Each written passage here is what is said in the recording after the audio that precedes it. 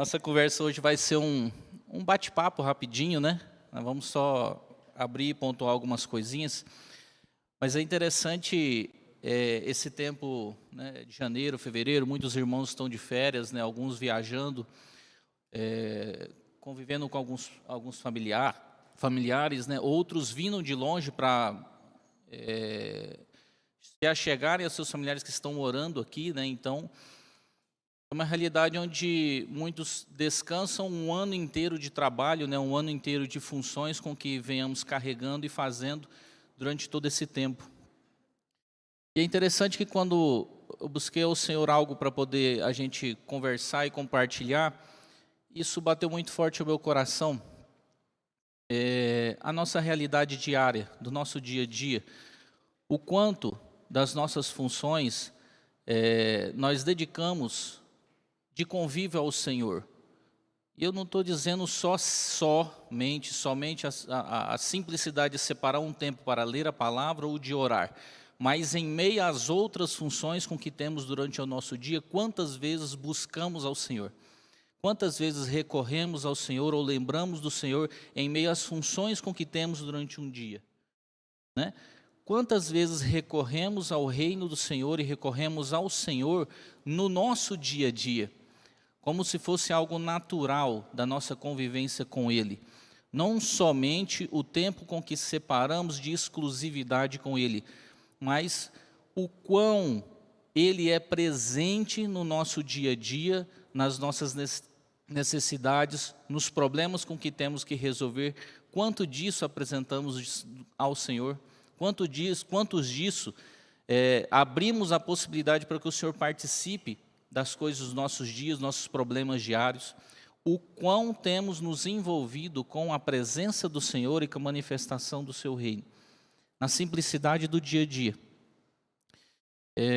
Eu pergunto isso porque a gente tem vivido tempos, e os irmãos devem ter percebido, o quanto tem sido mais difícil, mais apertado, mais complicado conseguir deixar as coisas em ordem, né?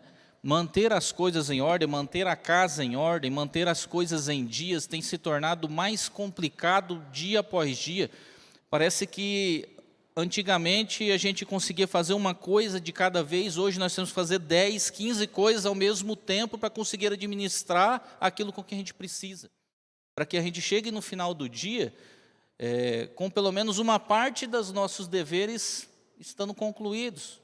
Às vezes até acumulamos essas funções, acumulamos essas responsabilidades, e é interessante como isso tem sido notório, né? Parece que um dia já não é mais suficiente para resolver tudo o que tenhamos para resolver. E então atravessamos a noite, atravessamos o final de semana, correndo atrás dos objetivos do nosso dia a dia. Se passamos um dia inteiro trabalhando, saímos do trabalho, tomamos um banho, passamos a noite ali estudando para alguma outra formação que é necessária, porque hoje só uma faculdade não diz mais nada, hoje no mercado de trabalho. Passamos o final de semana se envolvendo em atividades, em responsabilidades, com coisas com que precisamos para não só colocar em ordem as nossas tarefas do dia a dia, como também melhorar o nosso perfil profissional, ou o nosso conhecimento, ou algo que seja necessário para o nosso futuro, né? E isso vem consumindo o nosso tempo de uma maneira absurda, muito, mas muito pesada às vezes, ao ponto de quando surge uma oportunidade dessa, né, de 4 dias, né, de feriado para alguns setores do comércio, outros, né, ainda tem ali pelo menos que seja um dia e meio de descanso, mas quando surge essa oportunidade, nossa, que bom, graças a Deus, vou poder descansar, ou vou poder colocar em ordem alguns estudos com que estão para trás, vou poder resolver algumas pendências com que estão. Amados, essa percepção, ela não é só uma mera expressão da realidade do dia a dia. Isso é algo com que é dinâmico, existe e vai piorar. A tendência é que a palavra nos mostra que para os últimos dias, a tendência é que essas coisas consumam o nosso tempo ao ponto de afogar, ao ponto de tirar o espaço, a ponto de tirar o respirar da palavra de dentro do nosso coração, ao ponto de que quanto mais nos damos a essas coisas, muito mais ainda a palavra vem se enfraquecendo ao nosso espírito e a chama do espírito vem se enfraquecendo pelo sufocamento dessas coisas. Elas não vão se aliviar durante esse tempo adiante. Essa sensação que temos, ela é verdadeira e ela ocorre e ela vai ser ampliada.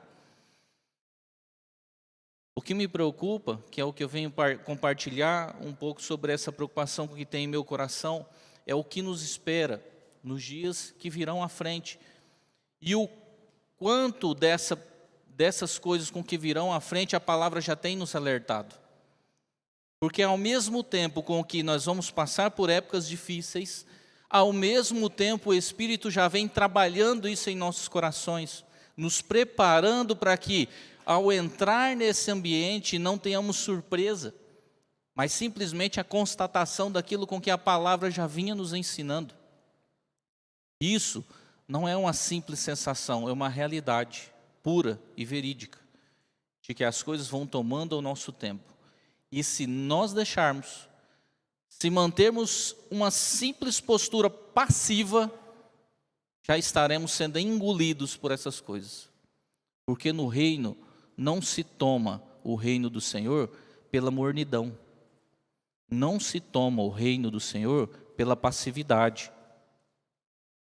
O reino do Senhor é o caminho apertado e difícil, do qual se toma por muito esforço, muita luta, porque nesta luta nós lutamos contra nós mesmos. A essência da carne que está atrelada ao nosso pecado, a iniquidade que está ligada ao meu interior, é contra essas coisas com que nós vamos lutando. E eu gostaria de trazer alguns textos aqui simples, que já estamos cansados de ver, mas que nos mostra 3 realidades, e nós vamos linkar essas realidades mostrando nos dias de hoje o como elas se ligam e elas se conversam. E como é interessante a gente ter isso em mente para que nós saibamos aonde estamos e pelo que estamos passando, né? Então vamos abrir lá em Mateus 25, livro de Mateus.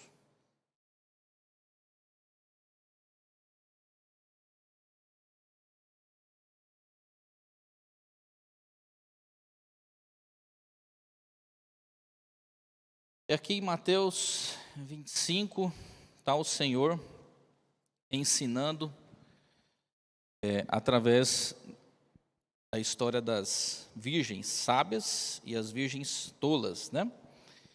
Então vamos lá, a partir do verso 1. Portanto, o reino do céu será semelhante a 10 virgens que pegaram as suas candeias e saíram para encontrar com o noivo. 5 delas eram sábias, mas as outras 5 inconsequentes. As que eram inconsequentes, ao pegar as suas candeias, não levaram o óleo reserva consigo. Entretanto, as prudentes levaram óleo em vasilhas, junto com as suas candeias. O noivo demorou a chegar, e todas ficaram com sono e adormeceram. À meia-noite, ouviu-se o grito: eis que vem o noivo, saia ao seu encontro. Então todas as virgens acordaram e foram preparar as suas candeias.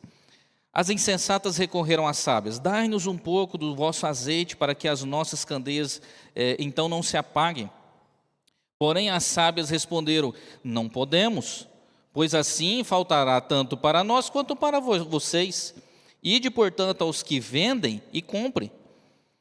Mas, saindo elas para comprar, chegou o noivo. As virgens que estavam preparadas entraram com ele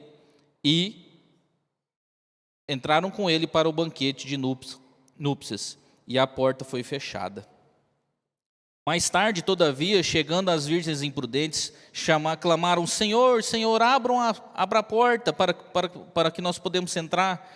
Contudo, ele respondeu: com certeza vos afirmo que não vos conheci. Nessa história aqui nós podemos entender uma realidade bem simples que eu gostaria de poder chamar a nossa atenção. de que o Senhor não estava falando sobre pessoas que se converteram ao Senhor e pessoas que não se converteram ao Senhor. Aqui nós vemos duas realidades bem claras, das virgens prudentes e as virgens que não foram prudentes. Mas nenhuma delas o Senhor está ilustrando como as que creram no Senhor, ou as que são ímpias, ou as que são ateias, que não creem no Senhor. Aqui nós temos duas realidades de pessoas com que criam no Senhor, que receberam da sua palavra, que criam na vinda no noivo, e que se esforçaram de alguma forma, ou até alguma forma, para receber esse noivo. Nós não estamos falando aqui de pessoas com que não receberam a palavra, nós estamos falando de pessoas que receberam a palavra, creram na vinda do noivo, mas no momento da chegada do noivo, havia uma diferença entre aquelas que estavam preparadas para a chegada do noivo e aquelas que não estavam. Isso me traz arrepios, porque não está falando de gente de fora do entendimento de Jesus Cristo, de gente que não crê na vinda de Jesus. Nós estamos falando exatamente sobre pessoas que aguardavam a vinda do Senhor, porém, alguma coisa que deixou de ser feita, ou que houve no meio do caminho, ou alguma natureza que difere as duas, fez com que uma parte dessas virgens conhecessem o Senhor e o encontraram, e a outra parte não o conheceram, não o encontraram.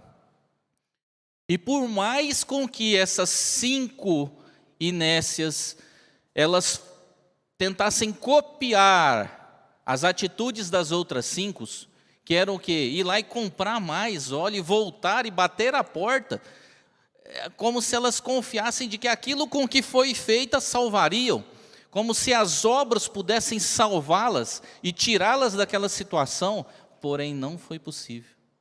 Por mais com que elas replicassem tudo aquilo que as outras virgens fizeram, de ir voltar lá, comprar mais óleo, não vão, agora eu tenho óleo suficiente, e eu vou chegar lá, eu vou bater na porta, e eu batendo na porta ele me atende, não é possível que ele não me atende.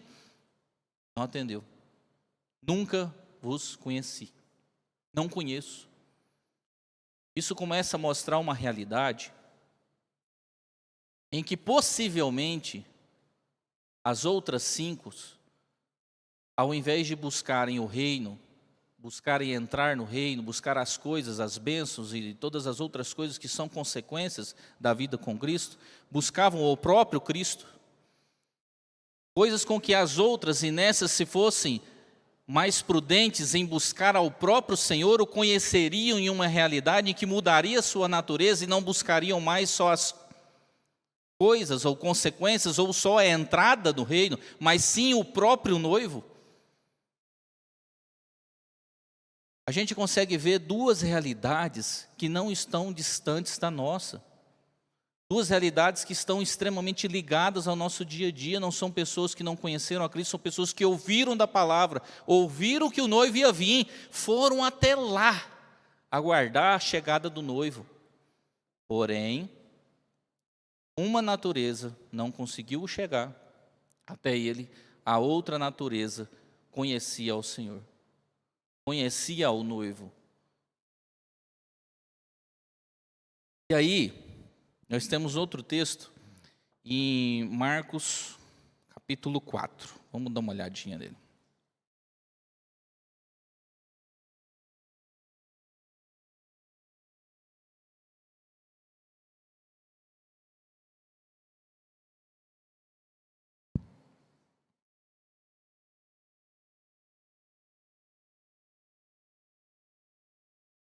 Então, lá em Marcos 4, o Senhor está lá ensinando por meio de parábolas novamente. E aí ele vem ilustrar mais algumas realidades com que vão começar a dar direcionamento sobre esse entendimento do caminhar com Cristo. Como que funciona isso? Espera aí, recebeu da palavra, mas não caminha com Cristo? Como que é isso? O que aconteceu? Nesse meio do caminho, o que houve? Qual foi a diferença? Quais são essas características aí? E aí a gente tem aqui a parábola do semeador. Também velha companheira nossa de estrada aqui já, né? Então, a partir do verso 4, ele começa dizendo: enquanto lançavam a semente, parte dela caiu à beira do caminho, e chegaram as aves e a devoraram. Outra parte caiu em solo pedregoso, e não havendo terra suficiente, nasceu rapidamente, pois a terra não era profunda. Contudo, ao raiar do sol, as plantas se queimaram, e porque não tinham raízes, secaram. A outra parte ainda caiu entre espinhos. Os espinhos cresceram, sufocaram as plantas, e por isso não pôde dar frutos. Finalmente, as outras partes caíram em terra boa, germinaram, cresceram, ofereceram grande colheita, a 30, 60 e até a 100 por um. Jesus explica a parábola, né? No verso 11: então lhes revelou: a vós foi concedido o mistério do reino de Deus, e fora, entretanto, tudo pregado por meio de parábolas, com o propósito de que o mesmo vejam, e ainda vejam e não percebam, e ainda que ouçam, não compreendam. Então Jesus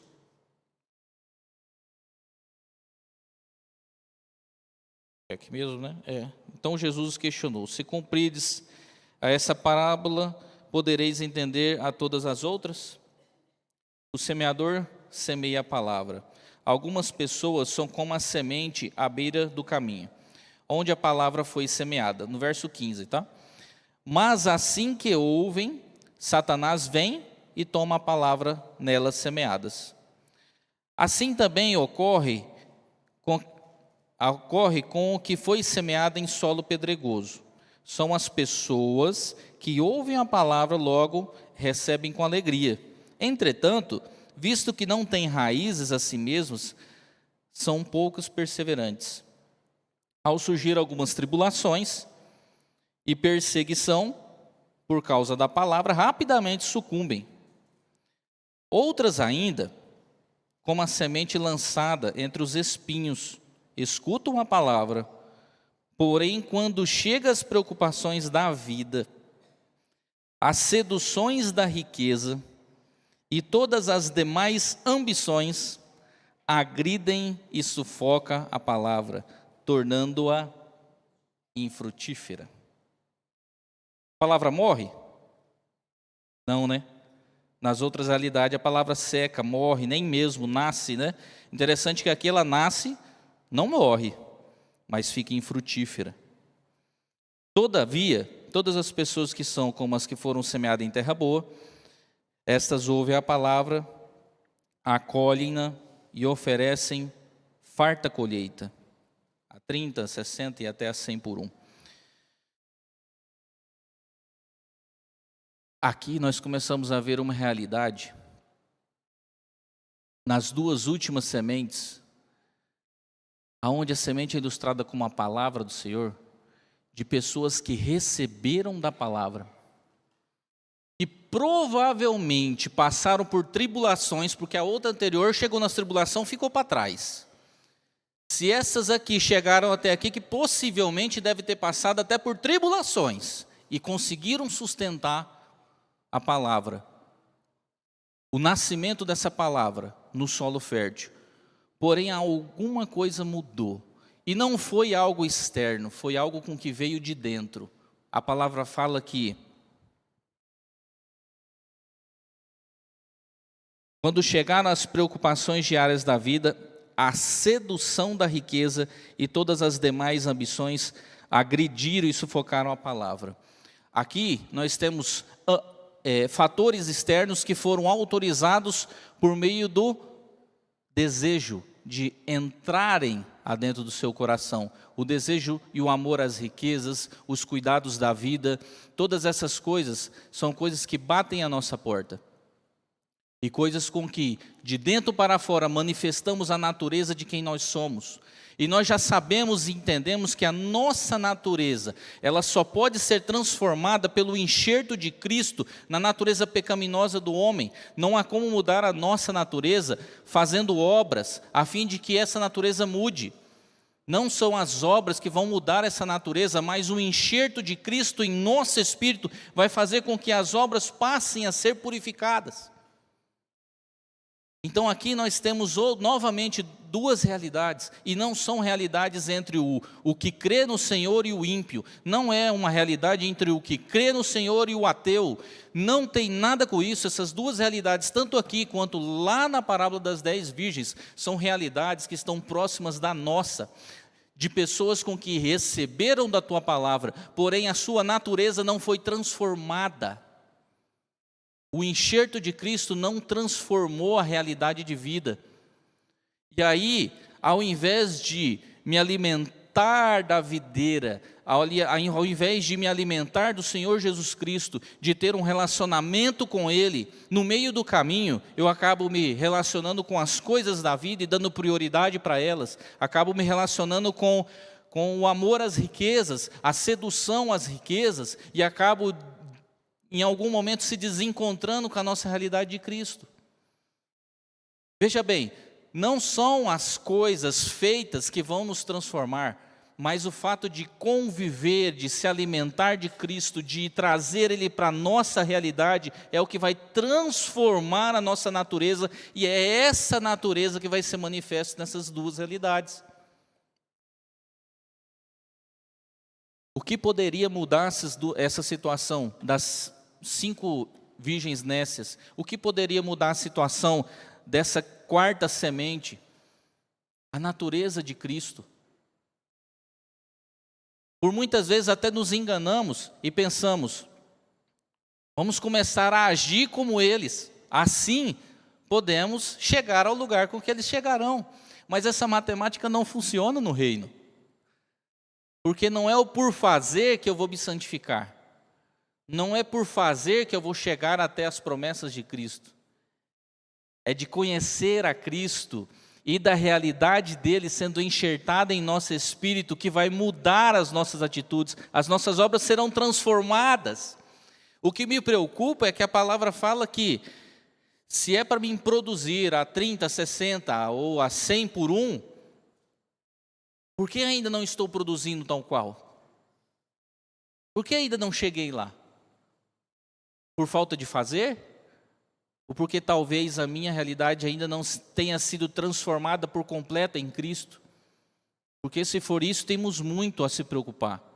De o quanto nós temos absorvido da vida de Cristo em nosso espírito, a fim de que ela possa ser transformadora em nossa realidade, em transformar a nossa natureza, não as nossas atitudes. Não por fazer e crer que essas coisas vão mudar o nosso coração simplesmente por fazer a obra de Deus. Não, o crer em Jesus Cristo e se alimentar dele todos os dias, ao ponto de que esse alimento transforme a nossa natureza, e a nossa natureza transformada muda as nossas atitudes. O detalhe é que quando a gente olha, principalmente para essa parte dos cuidados da vida, é assustador, né? Porque exatamente essa é a nossa realidade. Cara, essa é a nossa realidade. A gente entra no trabalho, parece que entra numa draga, num buraco negro que puxa tudo com que a gente tem para entregar de atenção, né? De tudo com o que a gente tem, do nosso tempo, da nossa atenção, da nossa dedicação. Saímos desse trabalho, tem uma montoeira de coisa em casa nos aguardando para poder resolver, para poder arrumar. Temos formações para correr atrás, temos conhecimento para melhorar a nossa capacidade técnica e profissional. E tudo isso vai tomando o nosso tempo. Tudo isso vai levando o nosso relacionamento com Cristo. À medida com que essas coisas vão tirando de nós a oportunidade de se alimentar de Cristo. E é por isso que eu digo que é muito mais além do que só aquele tempo específico que a gente tira por oração. Porque sinceramente, eu falo por mim mesmo, por muito tempo eu achava que isso era suficiente. Eu vou tirar uma meia hora por dia, tirar uma hora por dia, né? Vamos orar, vamos ler da palavra. Mas não. Aqui a palavra está nos mostrando uma realidade onde o convívio com o Senhor, ele é a todo tempo. O Senhor não quer só uma hora, Ele quer a sua vida. Ele quer a minha vida. O compartilhar dos meus problemas com o Senhor é a parte do convívio entre pai e filho. E por inúmeras vezes na palavra, Ele traz essa ilustração do convívio entre um pai e um filho. Talvez pela degradação com que temos a figura de um pai, a gente tem cada dia mais se distanciado da imagem verdadeira, transparente de um pai, né? Porque hoje é tão solapada essas coisas, a imagem de uma família completa, a imagem de um pai ou de uma mãe. Às vezes a gente acaba perdendo essa referência, a referência de, enquanto estou resolvendo os meus problemas, de trazer Ele para dentro dos meus problemas, de trazer Ele para dentro das minhas decisões, de trazer Ele para dentro dos meus sonhos, de compartilhar com Ele as coisas mais simples do meu dia, de trazer Ele para dentro das nossas vidas. Aí, nós vamos dar uma olhada em mais um texto, né? João 15, vamos dar uma olhadinha lá. São 3 ilustrações, 3 textos que, se a gente olhar com bastante cuidado, a gente vai ver que expõem 2 realidades. E são 2 realidades que não estão distantes do nosso dia a dia, né? João capítulo 15. Então vamos lá. Todos acharam, hein?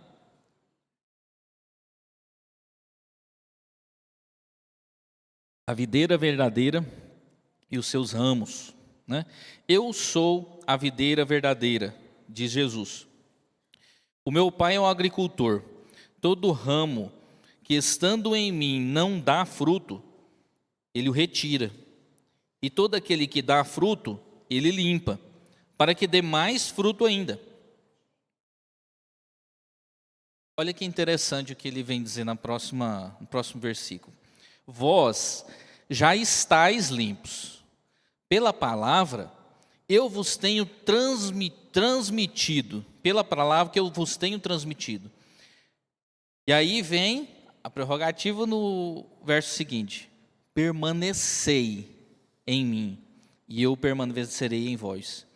Nenhum ramo pode produzir fruto por si mesmo, se não estiver ligado à videira. Ora, no verso 3 ele diz, vós já estáis limpos. No verso 4 ele diz, olha, toma cuidado. Porque mesmo estando limpos, se não permaneceres ligado à videira, quem é a videira? Não tem como sobreviver, não tem como gerar frutos. Não há como, isso deixa bem claro. Vós igualmente não podeis dar frutos por vós mesmos, se não permanecedes unidos a mim. Eu sou a videira, vós os ramos.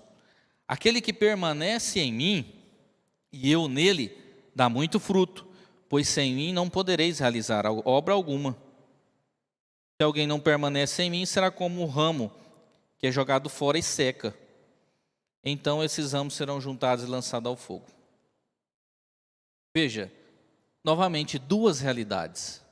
Entre aquele que se alimenta de Cristo, aquele que está ligado à videira, e ele não só está ligado à videira, mas permanece ligado à videira, e o outro que em algum momento estava ali, mas deixou de estar ligado à videira. O que acontece com esse? Deixa de receber a seiva da planta. Entendem o que eu estou dizendo? Um galho ligado a uma planta, ele recebe o nutriente que essa planta oferece a ele. E ao mesmo tempo, faz com que ele produza os frutos necessários pelo qual a natureza dele o permite. Se esse galho não está ligado à planta, ele não recebe o alimento necessário. Ele não recebe a seiva necessária para alimentar a sua função natural. Por isso a importância de estarmos ligados a Cristo e não às suas obras, de estarmos crentes na vinda de Jesus e no amor a Ele e não às coisas com que Ele nos prometeram, porque o que valeria a Nova Jerusalém com suas estradas de ouro se não houvesse a presença magnífica do nosso Pai naquele lugar? O que valeria os portões dourados se não houvesse a presença da glória de Cristo naquele lugar? Seriam como se a gente tivesse caminhado lá com Moisés, ele falando: Senhor, não me faça caminhar mais nenhum passo se a sua glória não estiver conosco. Porque a presença dele é muito mais importante, a glória dele é muito mais importante, o convívio com o Senhor é o que nos transforma. Não é de tanto fazer as obras dele que nós vamos se tornar boas pessoas. A realidade dele transformar a nossa realidade que nós somos transformados. Por isso que nós temos nesses 3 textos duas realidades que se convergem. Não são crentes e não crentes, são duas realidades de pessoas com que receberam da palavra dele. Em algum momento, uma foi transformadora em sua natureza e a outra não. Pode ser até parecido, pode caminhar do mesmo jeito, pode se vestir igual, pode até colocar a Biblinha debaixo do braço, mas não tem a ver com o reino do Senhor. Isso me faz lembrar lá daquele outro texto onde o Senhor fala assim: nos últimos dias, né? Muitos dirão: Senhor, Senhor, teu nome expulsamos demônios, fizemos milagres, fizemos maravilhas, que não nos deixa entrar aí no seu reino. E o Senhor fala: rapaz, você me desculpa, mas, aliás, nem isso ele vai pedir, né? Porque ele é soberano. Ele vai falar assim: meu amigo, nunca vos conheci. Nunca vos conheci. Porque existem essas duas realidades. Realidade onde nós somos transformados, a nossa natureza em Cristo, e aqui não fomos. E aí tem aquela ilustração do pé de limão, lembra? E um pé de laranja ele é gerado a partir de um pé de limão, só que para um pé de laranja passar a produzir laranja, ele precisa receber um enxerto, porque se ele não receber esse enxerto, ele continuará sendo limão para o resto da vida. O que é esse enxerto? Um broto, onde ele é inserido e muda a direção do DNA dessa planta, aonde ela era limão e passou a produzir laranja, um fruto cítrico e azedo para um fruto mais doce. Muda a realidade, muda a natureza. Essa é a realidade de Cristo inserida em nosso espírito, mudando a nossa natureza. O que me assusta é se nos dias de hoje já está difícil e logo adiante ficará mais difícil ainda, como será essa luta entre os cuidados da vida, o amor às riquezas, as paixões com que nos iludibriam e nos levam a tropeçar diante do Senhor nesses próximos tempos? Se não estamos ligados à videira, tudo isso é propício a nós. E não é a passividade ou simplesmente o fato de não fazer nada, de permanecer neutro, com que vai mudar essa realidade. Somente o enxerto do Senhor pode mudar a nossa realidade. Veja bem, eu não estou dizendo aqui, irmão, se você sente que está assim, passe a fazer. Não, passe a buscar do Senhor a transformação da nossa natureza por Ele, em nosso espírito. Busque isso incessantemente. Busque isso com todo o seu coração. A natureza de Cristo inserida em nosso espírito, mudando a nossa realidade. Porque mudando a nossa realidade vai ser automático. A luta contra os cuidados da vida, o posicionamento contra as paixões e as riquezas, é fruto. Vai começar a brotar. Se estamos ligados à videira, isso começa a brotar.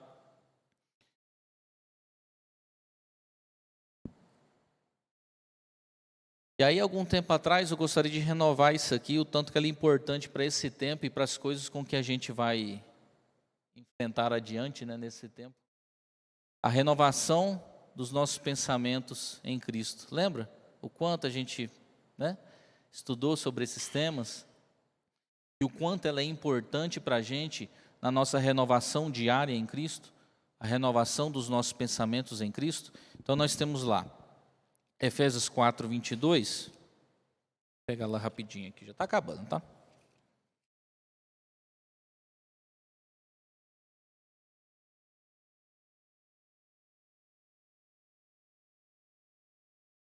Então vamos lá, Efésios 4, 22 diz assim, ó: quanto à antiga maneira de viver, fostes instruídos a despir-se do velho homem, que se corrompem por desejos enganosos, a serdes renovados no vosso modo de raciocinar, e a vos revestissem do novo homem, criado para ser semelhante a Deus em justiça e em sua santidade, provenientes da verdade. Quanto à antiga maneira de viver, fostes instruídos. Veja bem, orientações dadas a quem recebeu da palavra, a quem recebeu a Cristo, que agora ele pode deitar numa rede e descansar porque a vida eterna para ele já está resolvida. Não, a orientação é: tem tarefa de casa para fazer, meu amigo, se agarra à videira, porque se não fizer, os cuidados da vida, as paixões dessa terra vão te secar, e quem estiver seco vai ser jogado fora. Então, diferentemente daquilo com que fomos ensinados, de crê em Cristo, pronto, aceitou Jesus, acabou, seus problemas estão resolvidos. Temos uma caminhada muito longa ainda pela frente, de permanecer ligados à videira. Veja bem que a palavra com que o Senhor usa é permanecer, que é estar e continuar estando, porque chegar lá é uma coisa, permanecer ligado é outra. Algo com que precisamos lutar dia após dia, por permanecer ligados à videira.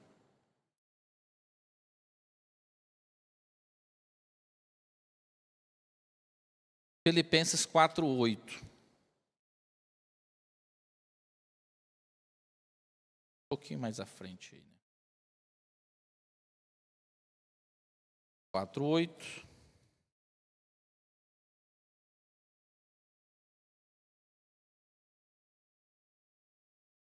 Concluindo, caros irmãos, absolutamente tudo que for verdadeiro, tudo que for honesto, tudo que for justo, tudo que for puro, tudo que for amável, tudo que for de boa fama, se houver algo de excelência ou digno de louvor, nisso pensai.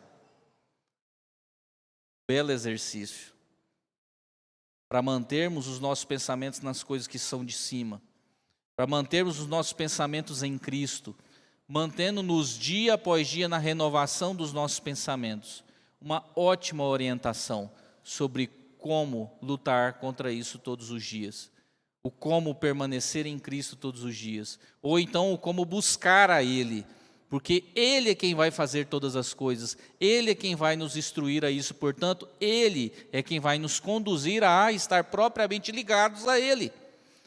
Porque somente a natureza dEle pode fazer isso por nós. Então, se em algum momento me pesa a dúvida de se tenho convivido com Cristo suficientemente, é porque possivelmente já não é o suficiente. Plenitude, todo o meu ser a Ele. É por isso que eu digo que não é só suficiente 1 hora por dia de oração, não é em todo momento. Numa decisão, num sonho, numa realização, no orar pela minha casa, por aqueles com que moram comigo, no orar pelos meus irmãos, no cobrir em oração, no estar no trabalho e tendo uma decisão difícil e recorrer a Ele para tomar uma decisão, e recorrer a Ele por orar pelo nosso ambiente de trabalho que está pesado e difícil, e recorrer a Ele por orar para aquela pessoa que me inferniza todos os dias, e ter a chance de manifestar o que a palavra dele diz, que é o orar pelos seus inimigos. Manifestar essas coisas no nosso dia a dia é o fruto de estar ligado à videira, o buscar a Ele a todo tempo.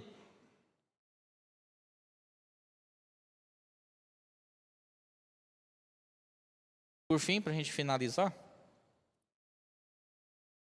ali em Colossenses.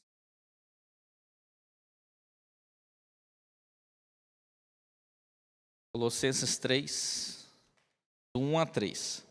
Então vamos lá. Em Colossenses está escrito assim: Portanto, visto que fostes ressuscitados com Cristo, buscai o conhecimento do alto, aonde Cristo está assentado à direita de Deus Pai. Veja bem, não recebeu a palavra e tudo foi resolvido. Não recebeu a palavra e a salvação já está na sua mão. O que vale mais? A entrada num reino por si próprio ou o conviver com Cristo? Porque se há diferença entre eu entrar num reino que tem seus portões de ouro e estradas de pedras preciosas, é muito mais importante do que aquele que a construiu, do que aquele que a sua presença faz aquilo reinar em glória, eu acabo perdendo a oportunidade de conhecê-lo. Algo com que podemos fazer aqui em terra. Se eu aguardo a chegada deste lugar, eu perdo a possibilidade de relacionar com o dono do lugar aqui. Hoje, aqui, nessa terra, a possibilidade de convívio com o Senhor e desfrutar da mão do Senhor, desfrutar da companhia dEle, não depende de sairmos do sofrimento dessa terra e irmos lá para Nova Jerusalém. É claro que lá será diferente, porque não haverá o sofrimento daqui, mas a presença dEle já é possível, desfrutarmos da presença dEle aqui. É essa presença dEle que vai transformar os nossos espíritos, é o que vai transformar a nossa realidade. E o quanto eu tenho trocado de convívio, de desfrutar da presença dEle aqui, com as outras coisas. É como aquele texto que o rei manda chamar lá muitas pessoas para fazerem um grande jantar, né? E aí uns falam, se eu comprei uma junta de boi, eu tenho que ir lá resolver isso, né? Eu tenho outros negócios ali para resolver, eu não vou poder ir. No fim não foi ninguém do que eles convidou. Daqueles que ele convidou, mandou chamar a cidade inteira, ninguém veio, porque cada um estava ligado aos seus cuidados da vida. A palavra tem dezenas, centenas de exemplos mostrando essa realidade, porque é essa a nossa realidade, a realidade daqueles que ouviram a palavra do Senhor. Não são pessoas que são descrentes, que são ateus, são pessoas com que ouviram da palavra do Senhor. Estão ligados à videira e em algum momento eles deixam de permanecer ligados à videira.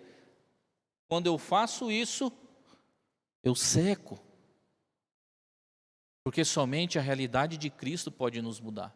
Somente a realidade de Cristo pode transformar o nosso coração. E aí, voltando, visto que fostes ressuscitados com Cristo, buscai o conhecimento do alto, onde Cristo está assentado à direita de Deus Pai.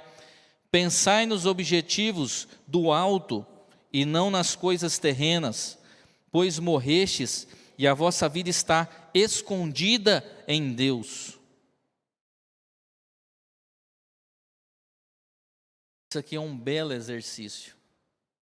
Belo exercício.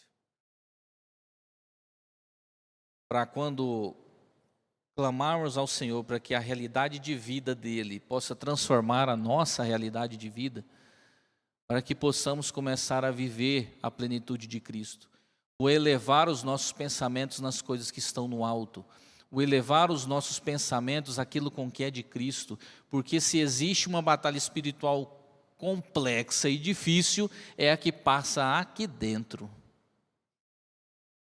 Uma das piores guerras espirituais com que tem é a guerra contra nós mesmos. E ainda amplificada pelos dados envenenados do inimigo que são jogados o tempo inteiro aqui dentro. Faça um teste. Observe o que passa em seus pensamentos durante um dia inteiro. E aí a gente começa a ver o que a gente está alimentando. Quer ver mais uma coisa? A boca fala do que o coração está cheio. O coração se enche daquilo com que a gente alimenta. O que trazemos à nossa mente, e olha com que o exercício aqui é trazer à mente aquilo com que é de cima, os objetivos de cima, os pensamentos de Cristo. Ele estimula a gente a exercitar isso, a buscar as coisas de Cristo, porque aquilo com que trazemos para os nossos pensamentos é o que enche o nosso coração.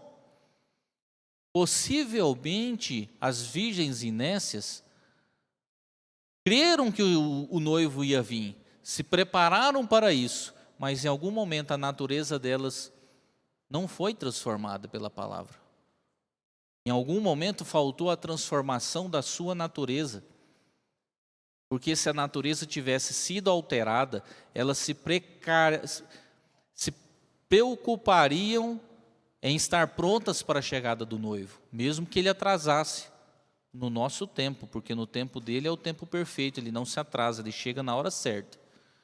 Mas mesmo que demore mais do que o nosso tempo achou que seria, estaria-se preparadas, porque a natureza mudou a sua realidade. A natureza de Cristo mudou a sua natureza.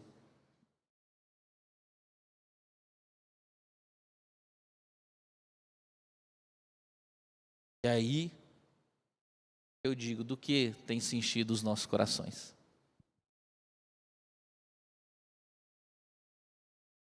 Do que? Realmente, se a gente for sincero, a gente tem enchido de muita coisa. Mas ainda é dia.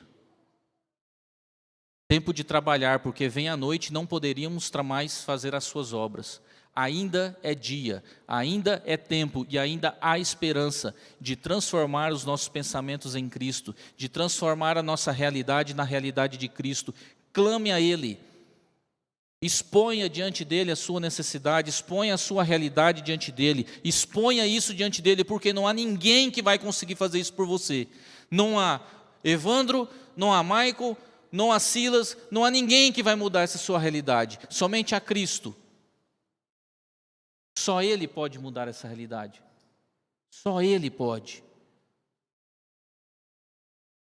Irmãos nossos que são ótimas ferramentas do Senhor, né? Mas que a realidade só Cristo pode mudar. Clame a Ele, porque se isso não te inquieta,